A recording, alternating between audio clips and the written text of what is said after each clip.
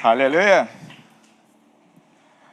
Sa lahat po na excited sa ating Panginoon, sumigaw ng Praise the Lord.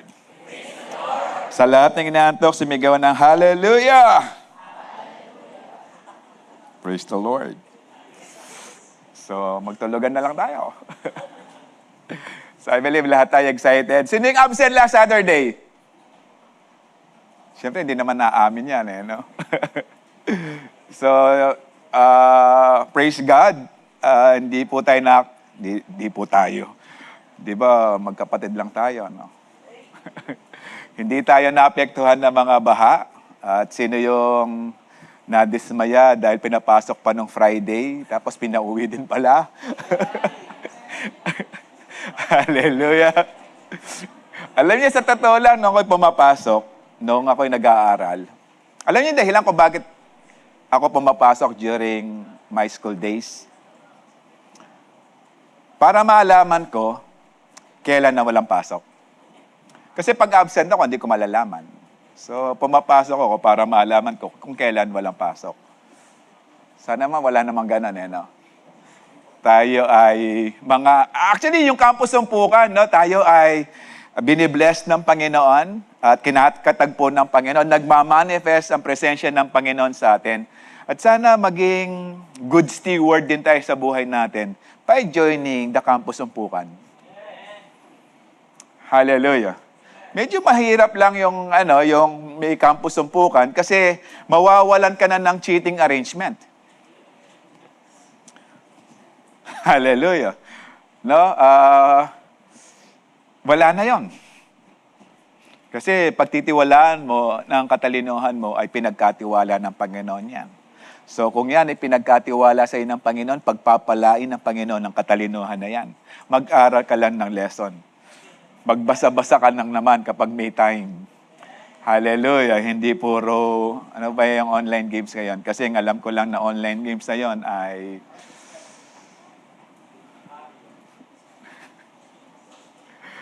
yan, nakakalimutan ko na tuloy. Hallelujah. So tayo ay nandito para patuloy tayong mag-increase ang ating pananampalataya sa ating Panginoon. If God is faithful, nararanasan niyo ba sa buhay niyo that God is faithful? Ngayon ang tanong, kung talagang naniniwala tayo at nararanasan natin ang faithfulness ng Panginoon sa buhay natin, anong dahilan at hindi tayo umaten ng YDC? Anong dahilan at wala tayo sa umpukan? Kung nararanasan natin yung faithfulness ng Panginoon sa buhay natin. Hindi ba nakakaya sa Panginoon? Kung siya ay faithful, tapos ikaw, darating ka, oo, on the way na. Natapos na lahat, yung on the way mo, on the way pa rin. Hallelujah. Pero alam ko, wala dito niyan. Nasa Sabbath service sa mga ina. Okay. Damay yung Sabbath service. I believe wala dito niyan. Amen. Kasi hindi naman kayo aamin eh. O sino yung absent next Saturday? Wala. See? So, pupunayin natin ito. Kukupunayin ulit natin ang mga kabataan na nag-aaral, estudyante, ang ating church. So, nasa serye pa rin tayo, That God is Faithful, Part 2. Okay? The first Saturday, pinag-aralan natin that God is faithful to provide. Hallelujah. No, hindi na natin kailangan pang mag-unahan kasi baka maubusan. Hindi ganoon ang economy ng ating Panginoon. No, sa lahat na lumalapit sa ating Panginoon, meron lahat. May pagpapala lahat. No, huwag kang mag-alala na huli ka nang nagising, na huli ka nang nag-pray, tapos, Lord, kaya pala, patak-patak na lang kasi huli ka nang nagising. No, wala siyang ganon. As we come in the Lord, umaasa sa kanyang sa kanyang faithfulness, no, at nananampalataya tayo doon, ang Diyos ay magpapala sa lahat ng ating mga pangangailangan. Hallelujah. No, pagkatiwalaan natin ng Panginoon. Alam niyo, sa totoo lang, as you pray for God's blessings, God will bless your family. God will bless your parents. Kaya magpapatuloy na ang pagpapala ng dadali sa pamilya dahil sa pananalangin ng isang kabataan o isang anak na nasa loob ng tahanan o pamilya. So God is faithful to heal, yung next Saturday natin, yung second Saturday natin. So ang Diyos ay patuloy na nagpapagaling even today. No? Patuloy, walang simpleng, kumbaga, lagnat lang pwedeng pagpreyan. No, pero kapag cancer na, hindi na pwedeng pag-pray kasi nga kailangan na ng mga doktor. Hindi. Walang imposible sa ating Panginoon. Kahit yung mga leper, yung mga may ketong, pinapagaling ng Panginoon instantly. Hallelujah. Kung napag-usapan natin last week na that God never changed, so ang Panginoon hanggang ngayon nagpapagaling. Hallelujah. So pag-usapan natin ngayon, God is faithful to forgive. Shall we pray? Father, we ask you, Lord, to guide us, especially with this word. Dalangin namin, O Diyos, na patuloy naming maintindihan yung salita. Patuloy namin makamtan, O Diyos, ang forgiveness, pagpapatawad sa aming mga kasalanan. Patuloy kaming matuto, O Diyos, na every time, Lord, we come in your presence, nandun available kaagad ang forgiveness. And as we pray, Lord, continue to convince us and continue, Lord, to bless our wisdom. And every time, Lord, we come, we pray, nandun kaagad ang relasyon na nais mo sa bawat isa. And as I pray and as we pray, Lord, let your Holy Spirit be upon us. Teach us, Lord, to hear from you. Teach us, Lord, na matuto kami with this word. At lalabas po kami dito na tangan, O Diyos, ang katalinuhan na nanggagaling sa iyo. Be with us, Lord, and continue to bless us. This we ask in Jesus' name. Amen. Amen.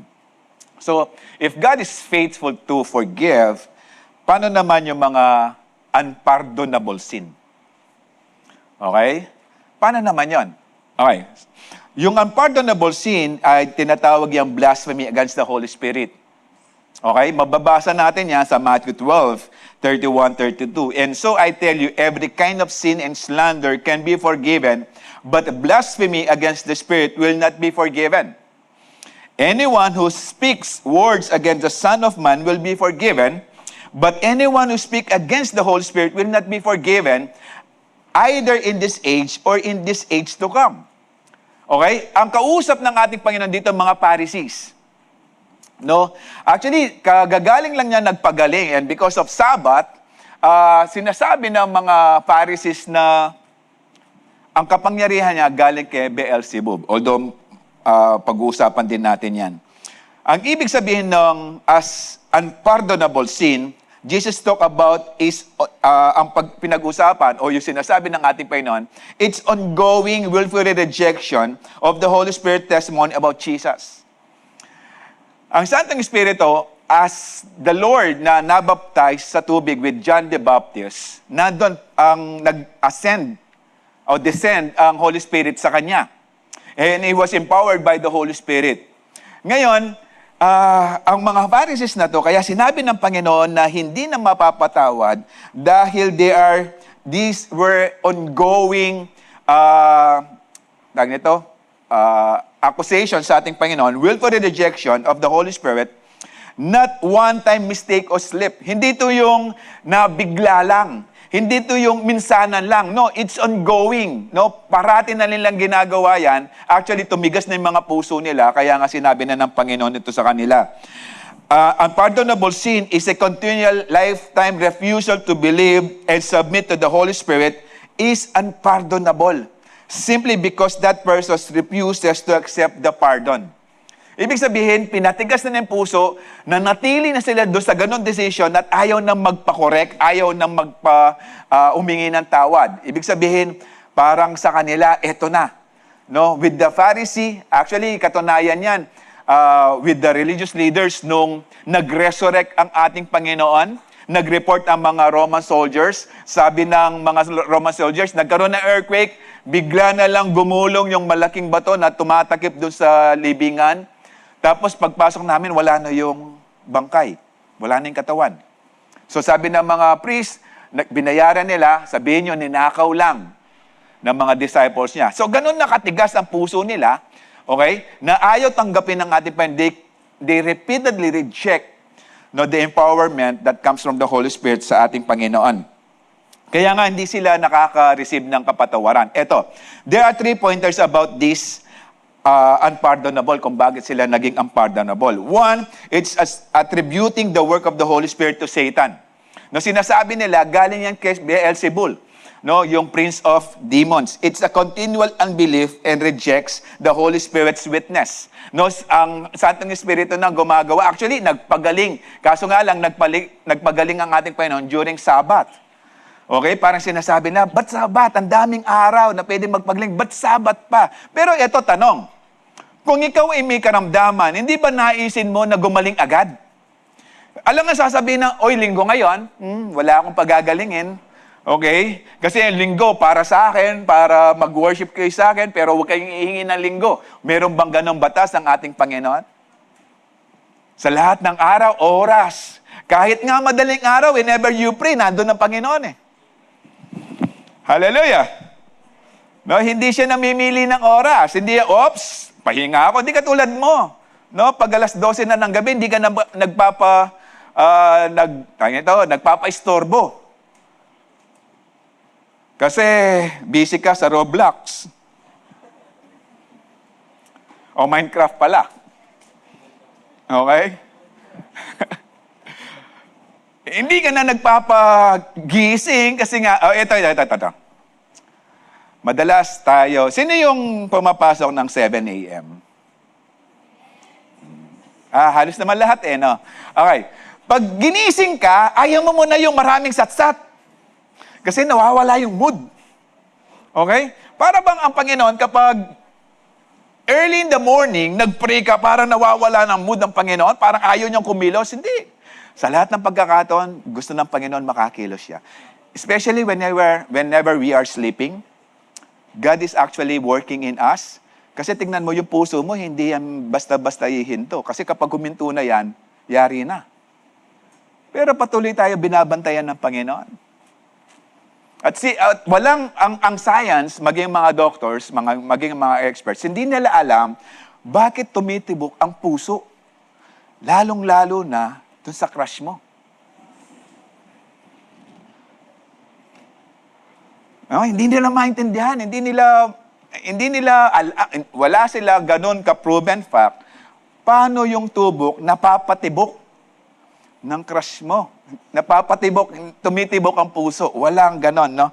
So, third, it's settled state, not an accidental word. Ibig sabihin, mga sinasadya na to. Mga hindi to nagkataon, mga sinadya na. Mga natural na. Okay? Kaya nga, unpardonable na sila kasi nga, ayaw na nilang magbago, ayaw na nilang lumapit sa ating Panginoon. No? Ito yung famous saying, the only sin God cannot forgive is the sin of refusing to be forgiven. Kaya ka hindi mapatawad ng Panginoon kasi ayaw mong humingi ng tawad. Hallelujah. Pero palagay ko dito sa palengke, ang daming tawad.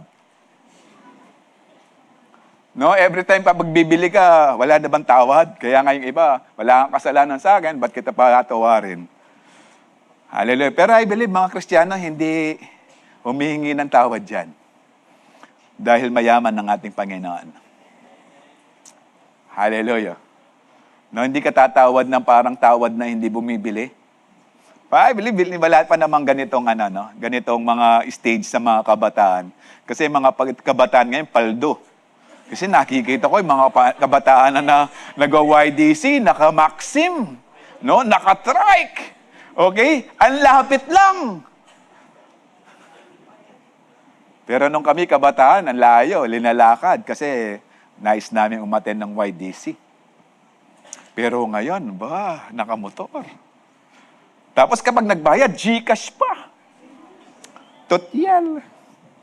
Okay? So kapag we refuse to be forgiven, yan, hindi tayo patatawarin. No? Kasi we do not come in the presence of God. Kaya nga, paano ka patatawarin ng mga tao? Paano mo tatawarin ng isang tao na hindi naman lumalapit sa'yo? Okay? Kaya ito, paano ko malaman na ako ay nag-cause na ng blasphemy in the Holy Spirit? Parang tayo concerned dito, no? Nagkasala na ba ako against the Holy Spirit? Pero ito, kapag sa pakikinig pa lang, hindi ka na mapakali. Meaning, hindi ka nag-cause ng blasphemy. Hallelujah. Or, proof lang yan na hindi tayo nag-commit ng unpardonable sin kasi nga meron pa tayong conviction that comes from the Holy Spirit. Meron pa rin tayong wisdom. No, wala pa rin, ibig sabihin, whenever we come in this church, whenever we worship God, whenever we pray, whenever we seek the presence of God, afterwards, merong joy, merong peace sa buhay mo, meaning hindi ka nag-cause ng unpardonable sin. Because nandun pa rin nag-work ang Holy Spirit sa iyo. Naintindihan natin? Okay? Pero, ano na gagawin? Okay? Baka, laruan natin. Oh, hindi naman pala. Sige nga. May time frame ang Panginoon. Okay? Actually, the unpardonable sin is not a sin that's too big for the blood of Jesus. Lahat ay napapatawad ng Panginoon. Kaya ka lang hindi pinapatawad dahil hindi ka lumalapit sa ating Panginoon. Okay. It's the ongoing willful rejection of the Holy Spirit who is calling you to Jesus. Ngayon, kapag patuloy mo nire-reject ang Panginoon, actually, yung mga Pharisees na to, hinahanap ang Panginoon para lang i-reject siya. Ba't mo pa hanapin yung tao para lang i-reject mo siya? Okay? Kaya nga mo siya hinahanap kasi namimiss mo siya. Tama? Parang yung nakita mo siya, ay nakita ko na, uwi ka na, sige. Ano yun? Okay? Nakikinig sila sa ating Panginoon para lang humanap ng butas at ma-persecute ang ating Panginoon. Hallelujah. And these are religious leaders. Pero wag na natin gagawin. Ibig sabihin, sa ating paghingi ng tawad sa ating Panginoon, sapat na ang krus. Hallelujah. Sapat na ang kapatawaran na pinoprovide ng ating Panginoon. Ano? Para isipin lang natin, merong malapit na hospital sa inyo. Ang ganda. High-tech ang mga equipment. Okay? At merong ang karamdaman ngayon. Kahit na malapit ka sa hospital na yon, na high-tech yung mga gamit, na first-class hospital, kumbaga talaga yung mga doktor dyan, mga dalubhasa, mga tawag dyan. Hindi. Mga...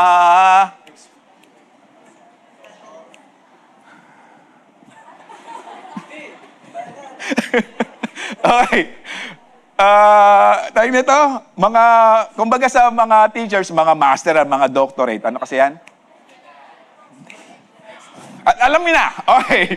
Mga dalubhasa, yan, yung mga doktor, okay. Ha? Tao. Pero kung hindi ka papasok doon, hindi ka magpapatingin sa mga doktor na yon, hindi ka rin gagaling. Hallelujah. Kahit amoy pala nung ospital, alam mo na nangangamoy ng ospital, pero kung di ka pa rin lalapit at papasok doon, hindi ka pa rin gagaling. Kahit may kakilala kang expert, may kakilala kang dalubhasang doktor sa lahat ng mga karamdaman, kahit na kaibigan mo pa yung doktor na yan, kahit nakaklase mo pa yan, kasama mo nung nag-cheat kayo nung nagtitest, okay, nung high school. Pero kung hindi ka pa rin naman lumalapit, nagpapatingin sa Kanya, paano ka gagaling? That is the same thing with us. Kung hindi tayo lalapit sa ating Panginoon para humingi ng tawad, para ma-assess kung ano yung mga bagay na ginawa natin, hindi tayo patatawarin ng Panginoon. Hallelujah. Ito yung good news. You want good news or bad news? Okay. In 1 John 1:9, if we confess, the word confess here is to admit, to agree. If we confess our sins, na tayo nag-agree, na tayo nagkasala, ginawa natin ito, kasalanan ito against sa ating Panginoon, He is faithful and just to forgive us our sin and purify us from all unrighteousness. If we confess, ibig sabihin, if we come in the presence of God asking forgiveness sa mga ginawa natin, He is faithful and just. Yung faithful and just na to, alam ng Panginoon kung talagang seryoso ka sa paghingi ng tawad. Alam din ng Panginoon na likaw ng puso mo, ang likaw ng bituka mo, o yung laman ng puso mo, yung tibok ng puso mo. Kaya alam ng Panginoon. Kaya nga, if we humble ourselves before God, ang pangako niya, He is faithful and just to forgive our sins. Walang sinabi dyan na yung mga heinous crime, hindi patatawarin ng Panginoon. Walang sinabi dyan na mga unpardonable, hindi patatawarin. If we come and admitting our sins sa ating Panginoon, na walang tinatago. No, parang, Lord, patawarin mo ako sa aking mga kasalanan. Pero may test kami bukas eh. Okay lang po ba, Lord, nagawa ako ng kodigo? Ito yung problema sa mga estudyante, no? Actually, problema ko rin yan noon. And praise God, napagtugumpayan ko na. Hallelujah. No, kaya nga, kailangan lang tayong manalangin before going sa eskwelahan, asking wisdom from the Lord. Okay? And ito, confession does not make God willing to forgive. Hindi dahil nag-confess ka, tapos willing ang Panginoon, na para lang sinasabi mo, patatawarin ka ng Panginoon. The cross made Him willing. Kung alam natin si Kristo, ang ating Panginoon namatay sa krus ng Kalbaryo, He's willing. Yun pa lang, yung death at the cross ng ating Panginoon, pinapakita na sa atin that He is willing to forgive our sins. Because His first word is, Father, forgive them, for they do not know what they are doing. Hallelujah. The cross made Him willing. Confession just agrees with what He already did. No, ito yung pagkukumpirma lang na sa lahat ng ginawa ng ating Panginoon, available ang kapatawaran sa atin. You don't earn God's forgiveness by being perfect. Hindi ka pinapatawad ng Panginoon kasi ang bait mo. Kasi ikaw yung honest na go YDC. Ikaw yung pinaka-humble. Ikaw yung marahan kong magsalita. Hallelujah. You receive forgiveness by being honest. Confess and trust God who is faithful in all He does to wash and walk with you again. Ito yung gusto ng Panginoon. Hindi ka lang patatawarin ng Panginoon. He wants to restore the relationship. Hallelujah. Hindi lang tayo basta-basta patatawarin ng Panginoon. Hindi lang yung, okay, pinatawad ng Panginoon. No, i-restore back tayo ng Panginoon. Ito yung pag-aaralan natin. Okay, why is God faithful to forgive us? Bakit ang Panginoon ay talagang He's faithful to forgive? Because His unchanging nature. Yung forgiveness ay part or extension ng unchanging nature ng ating Panginoon. Basahin natin, Hebrews 13:8. Jesus Christ is the same yesterday, today, and akala ko tomorrow eh. Okay. Kaya napatingin ulit ako eh. Okay, He's the same. Kung noon nagpapatawad ang ating Panginoon, kung noon sinabit ng Panginoon while He was on the cross and telling people and God na, Father, forgive them, He is the same today. Lapit lang tayo sa Kanya. Malakay 3:6, although pinag-aralan natin ito last week natin, the Lord do not change, so you, the descendants of Jacob, are not destroyed. Okay? Dahil ang Panginoon, nagpapatuloy ang Kanyang pagpapatawad because God is merciful. He remains merciful to forgive today. Tingnan natin yung mga verses, no? Na nagpapakita kung gaano ka-abounding ang mercy ng ating Panginoon. In Micah 7:18, who is God like you? Although there is no other God, no? Siya lang naman talaga yung tunay na Diyos. Pero sinabi ni Micah, who is God like you? Tingnan mo yung next part niya. Who pardons sin and forgives the transgression of the remnants of the inheritance of His hirap ng kapangpangan. Of His inheritance, no? The remnants of His inheritance. Pero yung word na pardons dito came from the Hebrew word nasa. Okay? Ang ibig sabihin kung babasahin na, to live, to carry, to bear, to take, and to forgive. Tingnan, ginawa lahat ng Panginoon yan. He lived the cross, no? Yung wood.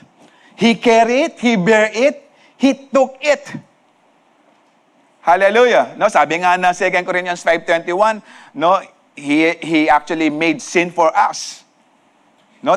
And he forgives. Nung nandun na siya sa krus. Yun yung process of na pagpapatawad ng ating Panginoon. Hallelujah. Tapos forgives the transgression of the remnants of His inheritance. Okay? You do not stay angry forever, but delight to show mercy. Ikaw yung Diyos, no? Sino ba yung Diyos na katulad mo, na hindi ka nananatiling galit? Di ba tingnan mo yung katabi mo, nung nag-away kayo, ilang araw kayo hindi nag-uusap niyan?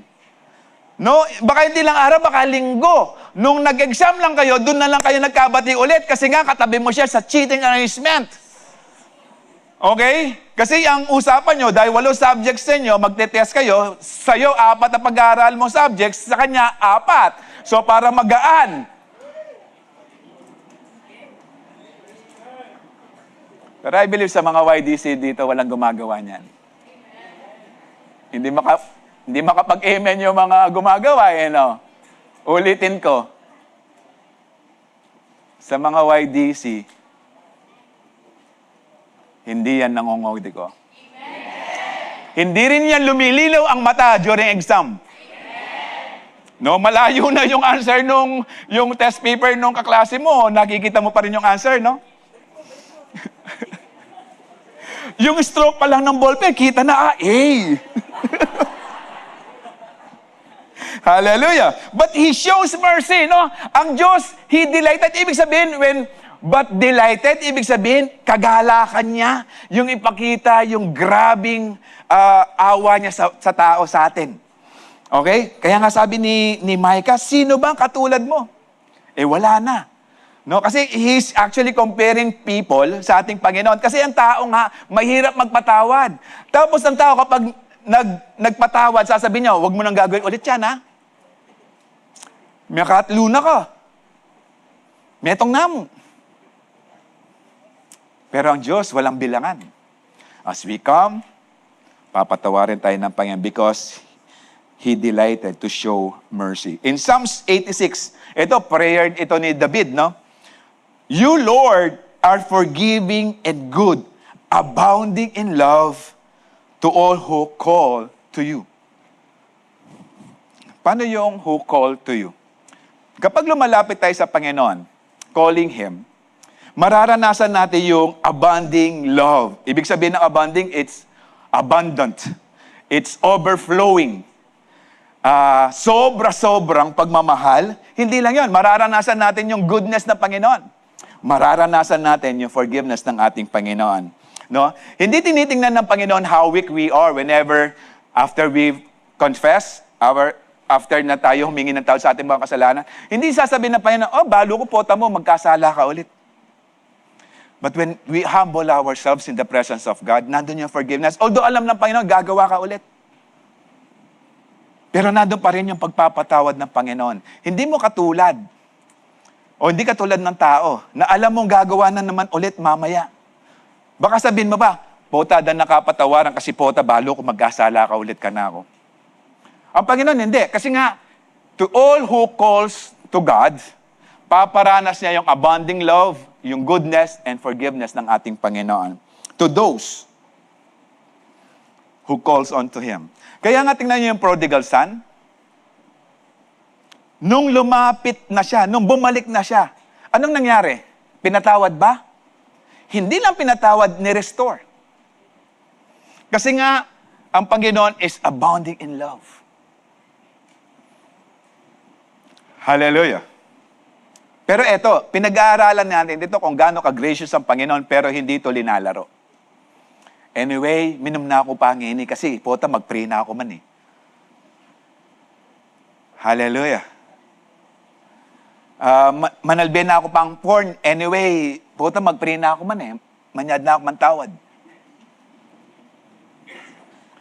Mangupit na ako pa. Anyway, why di si naman pota, manyad kong sorry kayong Ginoo.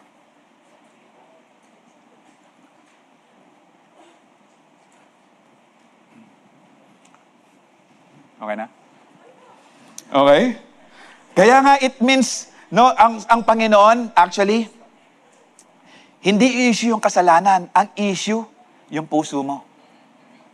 Hindi issue yung katalinuhan ng ang Panginoon nagpapatawad. Ang issue, kumusta yung puso mo sa ating Panginoon? Because the Lord wants relationship. Kaya nga sabi niya, for God so loved the world. And He gave. Ano yung binigay niya? His begotten Son. And whosoever believe, ibig sabihin, He showed His love to us. Kasi He gave. At ang binigay niya yung grabe. His begotten Son. Tapos sabi niya, eto, and whosoever believe in Him, mararanasan mo yung forgiveness ng Panginoon, mararanasan mo yung goodness ng Panginoon, mararanasan mo yung love ng Panginoon, dahil you will never perish, but will have eternal life. And that is love. Because God wants us na ma-enjoy natin yung presence ng Panginoon, yung goodness ng Panginoon, yung abounding love ng Panginoon for all eternity. Hindi lang dito. Hallelujah. In Psalms 103 verse 8, si David din to, the Lord is compassionate and gracious. Okay? Actually, kung titingnan natin yan, it's similar word for merciful. Slow to anger. Mahaba pasensya. No? Gumawa ka ng kasalanan dahil slow to anger siya. Pag hingi mo ng tawad, wala pa yung galit. Slow eh. Pero baka sabihin nyo yung si Lord pag ganun eh. O kaya yung pagsampal ni Lord, slow. Humingin ka ng tawad, oops.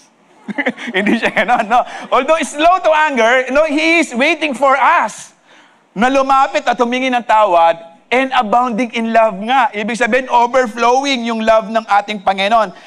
Kaya nga sabi ng Micah, He is delightful, He is delighted to show mercy. Kasi nga, abounding in love ang ating Panginoon. Okay? The God who was merciful yesterday is merciful today and will be merciful forever. Yung Diyos na punong-puno ng awa at habag sa atin, noon, ngayon at magpakailanman, maninitili siyang maawain at punong-puno ng habag sa bawat isa. Kasi alam niyo bakit? Kasi alam niya, mapapahamak tayo kapag hindi siya naging merciful sa ating lahat. Ito ang maganda sa ating Panginoon. Hindi siya nanunumbat. Hallelujah. Kasi tayong mga Pilipino, tayong mga tao, ang dami nating sumbat.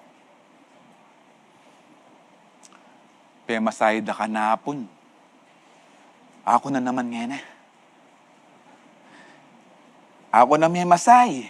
Ako pang may Jollibee. Ako pang may mahid kitang extra rice mo.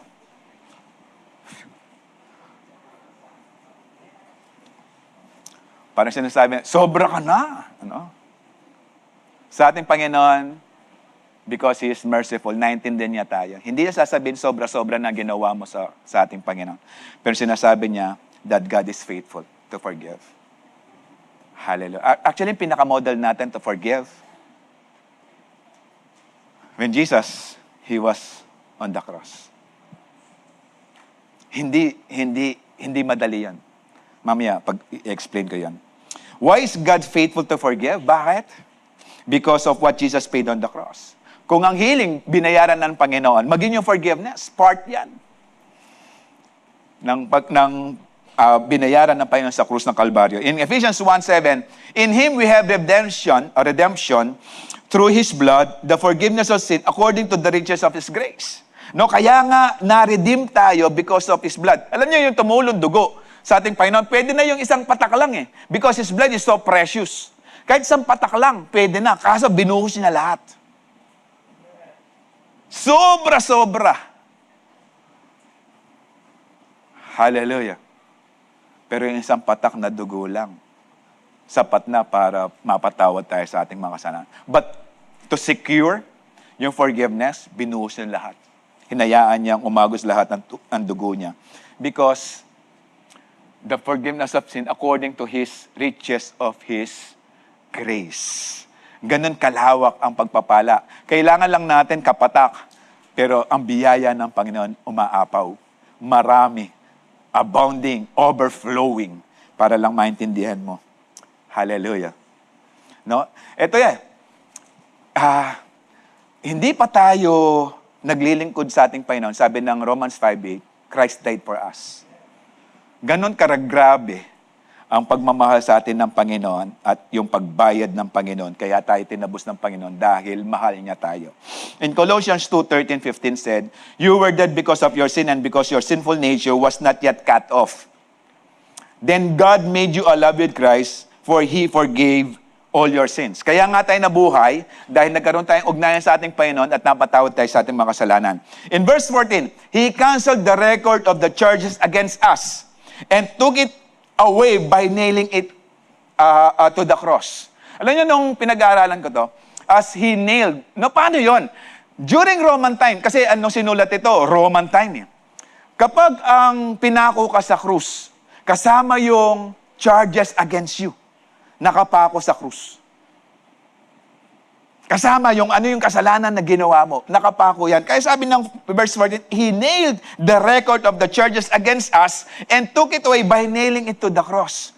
In this way, He disarmed the spiritual rulers and authorities. He shamed them publicly by His victory over them on the cross. No, He shamed them publicly. No, parang si Satan, parang tuwa na siya, panalo na siya. No, nakalimutan niya that in the blood of Jesus, there is forgiveness of sin. The ultimate sacrifice, no? Na nalimitahan na si Satan. Actually, sabi ng 1 Corinthians 10:13, "No temptation has overtaken you except is common to mankind. God is faithful. He will not let you tempted beyond you can bear." Because of what Christ did at the cross of Calvary. He shamed them publicly. Kaya wala na siyang authority right now na isaturate ang lahat ng mga anak ng Diyos para parusahan. Wala na siyang ganong authority. Yes, magkakaroon din siya ng power, nandiyan pa rin power, magkakaroon siya ng armas, no? Kasi sabi ng the Word of God said, He disarmed the spiritual rulers. Kumbaga, wala na siyang panglaban sa atin, tinanggalan na. Kaso nga lang, magbibigay lang, magiging powerful ulit yan, magkakaroon ng armas yan when you allow the enemy to work in your life. Pero sinabi na ng Panginoon, He disarmed the spiritual rulers and authority and shamed them publicly. At the cross of Calvary, yes, nakakayang mamatay sa krus. Dahil ang kamatayan sa krus, ito yung pinakagrabing kamatayan ng mga taong walang sinabi sa buhay. No, ito yung grabing kamatayan din kapag ikay lumalaban sa Rome. Parang pag pinag-uusapan ng krus o dying sa krus, parang kinahihiya mo na ayaw mong mamatay dyan. Pero si Lord, tinake niya because of His mercy and abounding love sa lahat ng umiibig sa Kanya. God doesn't forgive because we're good. Hindi tayo pinatawad ng Panginoon dahil napakabuti natin, dahil ang gwapo mo, dahil ang ganda mo.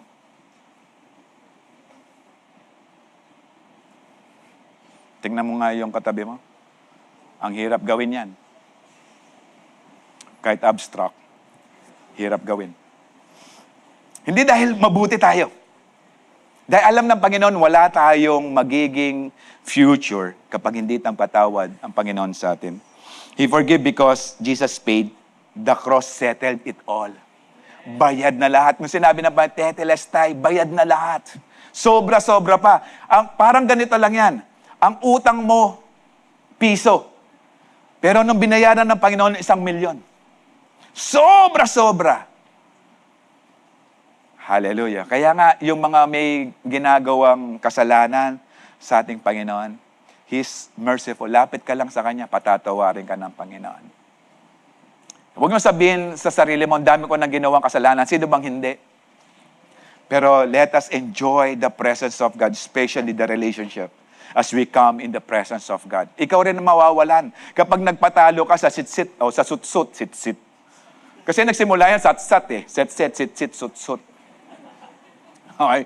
Kaya yung sut-sut ng kalaban, wag na, nakakayanak, grabe, ang dami mo nang ginawa. Nakita ka pa ng kasama mo sa YDC, ginagawa mo yan. Lapit ka lang, kapatid. Mararanasan mo yung abounding love, goodness, and forgiveness ng ating Panginoon. Justice was already satisfied. Jesus paid the full price, so God can forgive us and still be righteous. The debt is nailed down and done. Tetelestai. Paid in full. Hallelujah. From the Old Testament to New Testament, one truth remains. Sin cannot be forgiven without payment. In the Old Testament, the Israelites paid through animal sacrifices. But in the New Testament, paid by Jesus once for all with His own blood. Once and for all. Paano nangyari yun? Hebrews 9:22. In fact, the law requires that nearly everything be cleansed with blood. And without the shedding of blood, there is no forgiveness of sin. Ito yung ginawa ng mga Hudyo in the Old Testament, especially specified in Leviticus. No? There are actually 5 offerings na pinagagawa ng Panginoon sa mga Hudyo in the Old Testament. Tingnan natin. First is burnt offering sa Leviticus 1. Ang purpose nito to total dedication and atonement. Okay, offering a bull, ano yung i-offer? Bull, lamb, or bird completely burned on the altar. Yung key verse nito sa Leviticus 1 verse 4. It will be accepted on your behalf to make atone for you. Ibig sabihin, para mapatawad ang iyong mga kasalanan. Ang symbol, giving the whole life to God. Okay, yung grain offering. Okay, grain, hindi rain, no, grain. Okay, Leviticus 2. Purpose nito to worship thanksgiving and dedication of daily work. Offering fine flour, oil, frankincense. Walang dugo. Key verse, Leviticus 2 verse 2. The priest shall burn the memorial portion of the altar, an offering made by fire, a sweet aroma to the Lord. Symbol, honoring God with the fruit of your labor. Third, peace offering. Leviticus 3. Purpose nito, fellowship and thanksgiving. Para ma-restore ulit. Offering an animal from herd or flock, part burned, part eaten by priest and worshiper. Key verse, Leviticus 3:1. In his offering is a sacrifice of peace offering. Symbol, peace with God, eating together with Him. Kaya nga meron tayong peace offering. Okay? Para, alam niyo, yung mga Hudyo, kapag kumakain kayo ng sabay, sinasabing bati kayo. Hindi kayo nag-aaway. Pwede bang kumain sabay yung magkaaway? Pwede. Ubusan lang ng ulam. Hallelujah. 4, sin offering. Leviticus 4. Purpose, atonement for unintentional sin. Offering, bull for priest, nation, goat for leaders, lamb or goat for common person. Key verse, Leviticus 4:20, and the priest shall make atonement for them, and they shall be forgiven. Symbol, cleansing from sin. Okay. Guilt offering. Okay, Leviticus 5, purpose is restitution, yung pagbabayad for specific sin plus payment. Okay, merong interest ito. Offering ram plus payback. Alam niyo yung ram? Yung tupa na ang edad 1-year-old pataas. Plus payback what is owned plus 20% extra. Ibig sabihin may 20% interest. Okay, verse Leviticus 5:16, and he shall make restitution for what he has done amiss and shall add a fifth to it. Symbol, you can't just say sorry, you must make it right. Jesus pinulfill ang lahat ng 5 yan. He is our burnt offering. It's a total surrender. He is our grain offering. It's a perfect life. He is our peace offering. Make peace with God. He is our sin offering. He bore our sin. He is our guilt offering. He paid our debt. God has never excused sin. No, hindi yan minamalit ng Panginoon yung kasalanan. Actually, ginawa ng Panginoon. He died at the cross. Sobra-sobra, grabing kasakit because of the sin. Okay? He either required the blood of animal or the blood of His Son. The price was always paid. And the difference is this, the old sacrifice looked forward to the cross. In the Old Testament, nakatingin sila forward sa New Testament. And the cross made the Old Testament sacrifice unnecessary. Kasi nakatuon pa sila in the future. That's why God is faithful to forgive today because the full payment has already been made in Jesus. Ibig sabihin right now, in the New Testament, in this very age, in this very time and year, nakatingin na tayo ngayon backward. At the cross, at the crucifixion ng ating Panginoon. Hallelujah. Hebrews 10:4, the law is only a shadow of good things that are coming. It's a shadow. Pag sinabing shadow, merong realidad na darating. Halimbawa, pag dumarating yung shadow mo, ibig sabihin, nandyan ka. Sino dito yung gustong-gusto na magkaroon ng iPhone, pero ngayon, shadow muna? Tapos, okay na to, okay na yung shadow ng iPhone, o at least meron akong shadow ng iPhone. No, darating pa yung real iPhone. 4 nga lang. iPhone naman yun ah. Okay? Hindi ko alam kung, nandiyan na ba 18? Wala pa? Praise God, meron ako 20. 20 pesos. Not the realities themselves. Ibig sabihin, yung shadow, hindi talaga yun yung reality. Hindi talaga yun yung tunay. Oh. Sino dito yung nangangarap na magkaroon ng sasakyan, pero ngayon shadow muna?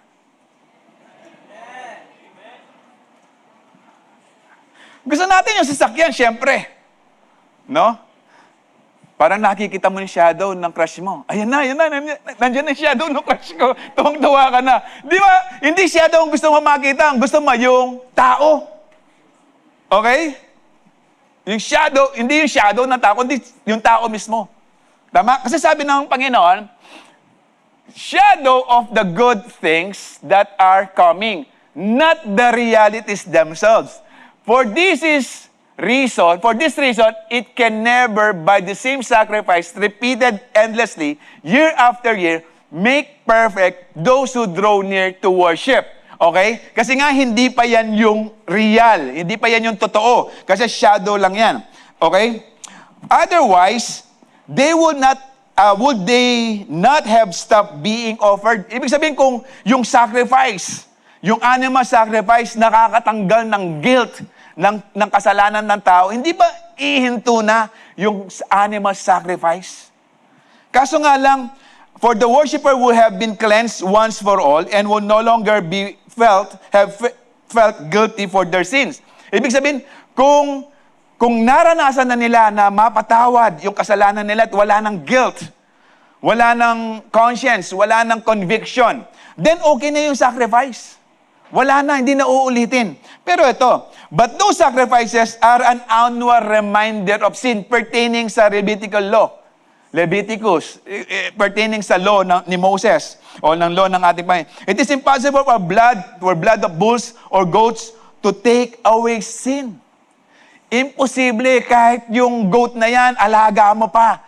Pinalaki mo, pinaganda mo, no, minahal mo, pinakain mo, pinatulog mo sa higaan mo rin.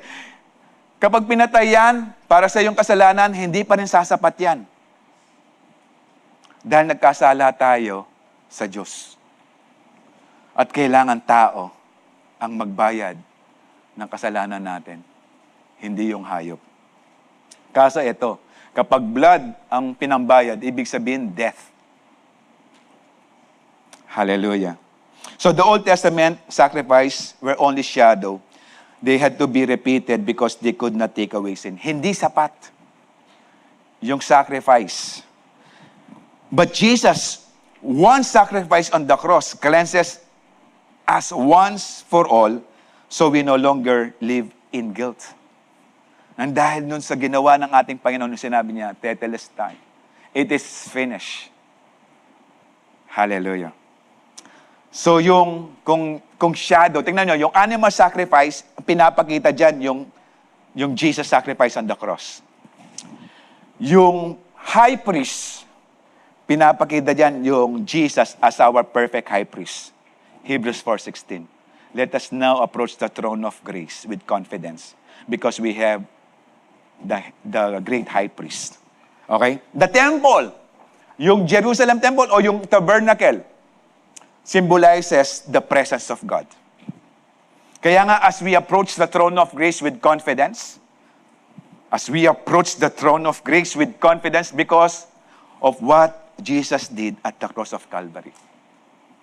Hallelujah. Tuloy natin, Hebrews 10:11-14. Day after day, priest stands and performs his religious duties. Again and again, he offers the same sacrifice which can never take away sin. Although ulit-ulit yan, yearly, year after year, ulit-ulit yung high priest. No, actually, nagpapalitan ng mga high priest. Okay? Yung, halimbawa, 2026, ibang high priest. Next year, ibang high priest na naman. Okay? Ibig sabihin, during the Old Testament times, walang specific high priest. Pabago-bago. Okay. But when this priest, who is this priest? Jesus had offered for all time one sacrifice for sin. He sat down at the right hand of God. Alam nyo, kung titingnan nyo yung mga equipments, mga furnitures sa holy place, sa temple, no, mula sa inner court, sa holy place up to most holy place o holy of holies. Walang upuan diyan. Walang naka-state na upuan o bangkito, kahit bangkito man lang.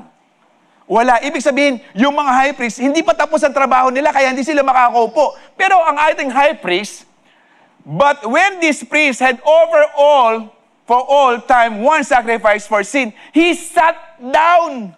Saan? At the right hand of God. Yung sinasabi niya, tapos na.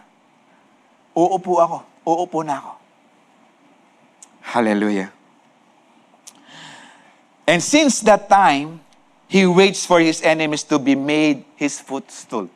No, darating na yung wakas ng kanyang mga kasalanan. Actually, sabi ng 1 Corinthians 15:26, death is the last enemy to be destroyed. Okay?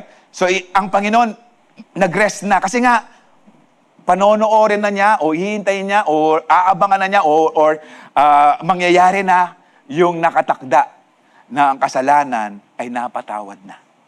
Kaya nga, yung dugo ng ating Panginoon, walang grabing kasalanan, di kayang patawarin ng ating Panginoon.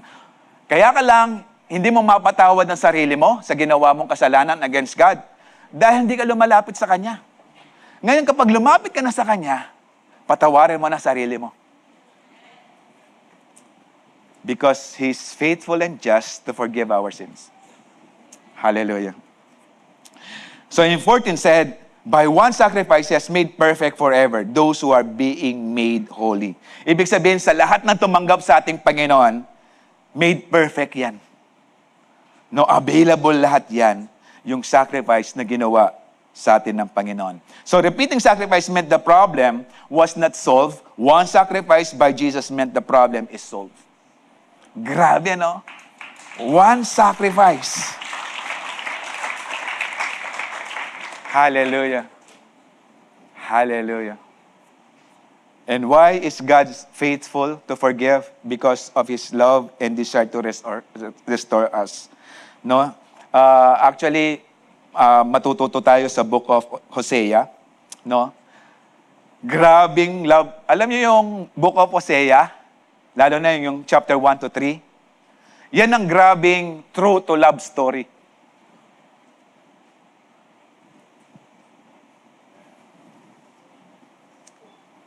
Hallelujah. No, hindi lang siya true story, true to love story. Okay, basahin nyo, no? Konti lang yan. Pagdating sa bahay para maintindihan natin. So, nandiyan si Gomer and Hosea. Si Hosea yung prophet. Si Gomer, ito yung asawa ni Hosea, is one of the most heartbreaking love story in the Bible. Kaya nga true to love story siya eh. Okay? And it's actually a picture of God's love for us, no? Basahin natin. Although si Hosea nag-minister, okay, sa Northern Kingdom for the last 6 king ng Northern Kingdom, doon siya naging prophet. And Hosea was a prophet. God told to marry Gomer, a woman who will be unfaithful to him. No, parang sinabi ng Panginoon, basahin muna natin para okay, Hosea 1 verse 2, when the Lord began to speak through Hosea, the Lord said to him, go marry a promiscuous woman and have children with her, for like a adulterous wife, this land is guilty for unfaithfulness to the Lord. So may dahilan kung bakit nais ng Panginoon humanap siya ng promiscuous woman. Noong nakita niya si Gomer. Kasi may dahilan para pakita niya yung unfaithfulness ng Northern Kingdom sa ating Panginoon. Okay? Ng Israel sa ating Panginoon. Pag sinabing promiscuous, ito yung mga hindi maka-stay sa isang partner. Okay? God used their marriage as a living sermon to Israel. Okay? Ginawa niyan. Ano nangyari? Hosea loved Gomer and married her. Even though God warned him, that he would be unfaithful, that's how God loves us, knowing we'll mess up, knowing that we will mess up, knowing that tayo ay gagawa din ng kalokohan, na tayo magkakasala din. Gomer was unfaithful. She left Hosea to chase another lover. Pero mo, may asawa na, may 3 anak na dito. Okay? She committed adultery and eventually end up enslaved, probably from death. Okay? Meron siyang pagkakautang. Hosea bought her back. No, basahin natin, Hosea 3, 1 and 2. The Lord said to me, go show your love to your wife again. Hallelujah. Though she is loved by another man and is adulteress, love her as the Lord loves Israel. So I bought her for 15 shekels of silver. Shekels of silver. Alam niyo kung magkano ang presyo nito? Mga $356 lang. Mga 21,000 pesos. Ganon ang, kumbaga, posible na enslave na siya, napasok sa prostitution o ganon, pero binayaran pa rin ni Hosea. Ito yung pagmamahal sa atin ng Panginoon. Yes, lumabas tayo sa pag-ibig ng Panginoon, pero binayaran pa rin tayo ng Panginoon sa krus ng Kalbaryo. Pagpapakita lang yung grabing pag-ibig ng Diyos sa atin. Hosea paid the price, brought her home, he forgave her and restored her. Ito yung gusto ng Panginoon. Hallelujah. Ano yung ibig sabihin nito? God and Israel. Hosea represent God, who is loving and faithful husband. Gomer represents Israel, who acts like unfaithful wife. Adultery represents idolatry. In the Bible, when people worship false god, like Canaanite, yung god nila si Baal, it is like cheating on God. Israel took all the good gifts of God, gave them, and thank false idol instead. No? Instead na si Lord ang i-worship nila, kinredit yung pagpapala sa mga idols.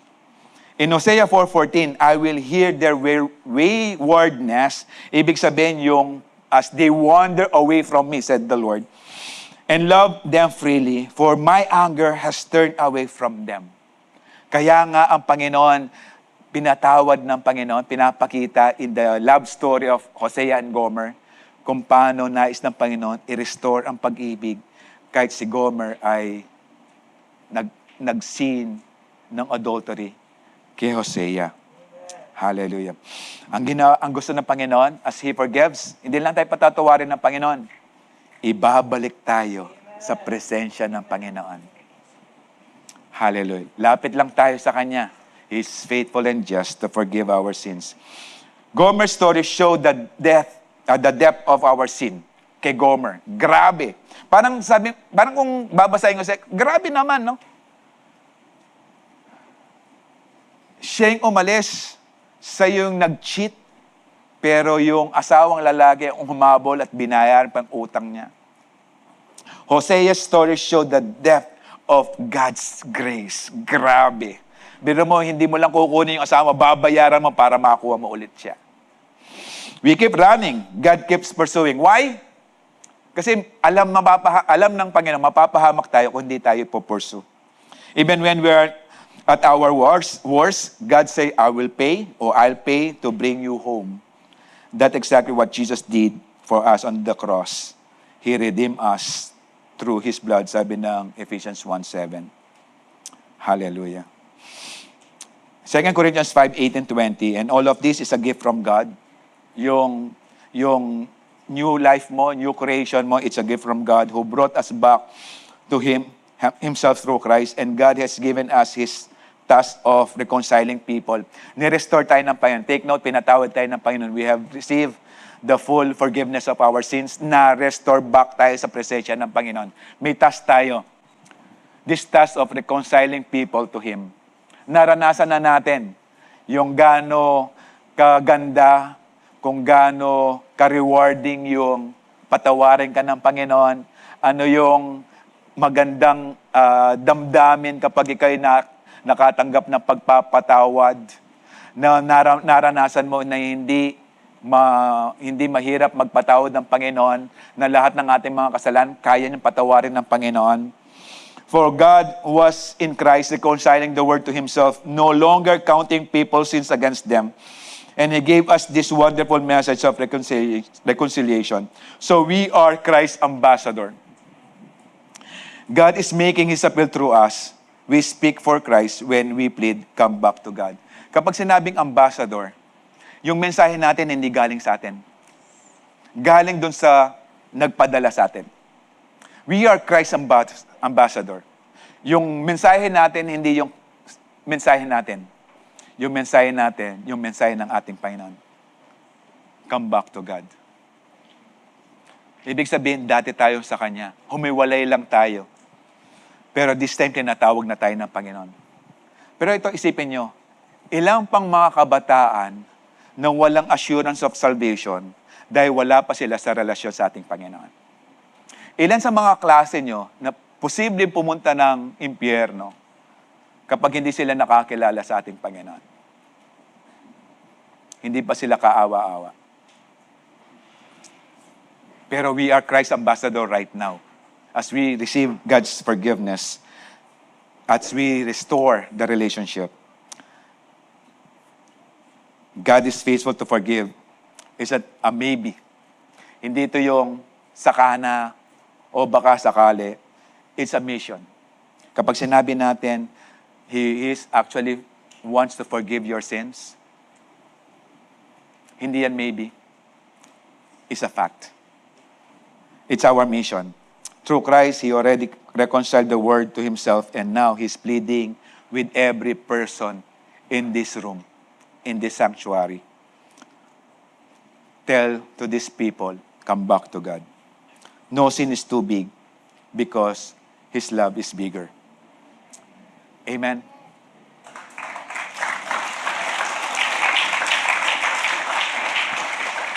Kung tayo napatawad na and we are enjoying the presence of God, we are enjoying the fellowship with God, hindi ba nais din ng ibang tao na maranasan nila ang Diyos through us sa pamagitan natin? Hallelujah. God is faithful to forgive because of His unchanging nature, because of what Jesus paid on the cross, because His love and desire to restore us. Tingnan mo, no? Yes, pinatawad tayo ng Panginoon. Nagkaroon tayo ng magandang ugnayan. We can call God right now, Father, because God longs for relationship. Hindi niya tayo gusto lang mapatawad sa ating mga kasalanan. Gusto niya magkaroon tayo ng magandang ugnayan sa ating Panginoon. Ilan sa mga klase natin wala pang ugnayan sa ating Panginoon? As we receive forgiveness sa grabing mga kasalanan natin, pero pinatawad tayo ng Panginoon, tapos binigyan pa tayo ng karapatan to be called children of God. At binigyan din tayo ng access to call Him Father. Kumusta tayo para sa ibang mga kabataan? Kumusta tayo? Yung barkada mo na lang. Yung kasama mo everyday sa eskwelahan. Yung kasama mong kumakain during recess. Kumusta sila? Are they enjoying the presence of God in their lives? Sabi ng Luke 23:34, Jesus said, Father, forgive them, for they do not know what they are doing. Alam niyo, hindi ganun kadali yan. Ang daling basahin. Pero nung sinabi ni Jesus, actually, hindi ganun kabilis. He is actually experiencing great pain. Nakapako siya.